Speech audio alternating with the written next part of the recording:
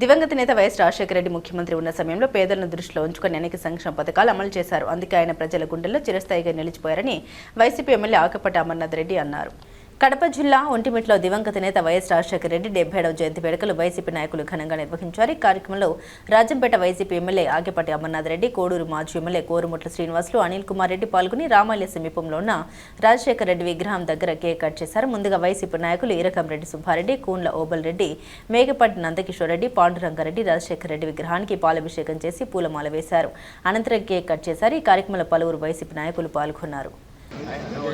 చేసిన మన పక్క నియోజకవర్గ మాజీ శాసనసభ్యులు శ్రీనివాసులు గారు, అదేవిధంగా వైఎస్ఆర్ కాంగ్రెస్ పార్టీ నాయకులందరికీ పేరు పేరున నా హృదయపూర్వక నమస్కారం తెలియజేస్తూ, ముఖ్యంగా దివంగత నేత రాజశేఖర రెడ్డి గారి జన్మదినం అంటే ఈరోజు ఉభయ రాష్ట్రాల్లోనే కాదు ప్రపంచవ్యాప్తంగా ఉండే తెలుగు వారంతా కూడా ఈరోజు ఆయన లేదని ఒక పక్క బాధపడుతూనే ఆయన జన్మదిన వేడుకలను చాలా ఘనంగా నిర్వహిస్తున్నారు.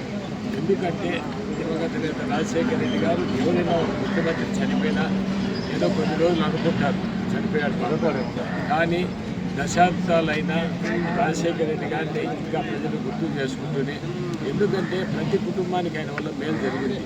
ఈరోజు నిజంగా ప్రతి కుటుంబంలో కూడా ఆరోగ్యంగా ఉండాలంటే పెద్ద పెద్ద డబ్బులు వచ్చిన ఆరోగ్యశ్రీ ప్రవేశపెట్టి ఎంతో మంది ఆపరేషన్లు కానీ ఇవన్నీ కూడా ప్రాణం పోయడం జరిగింది.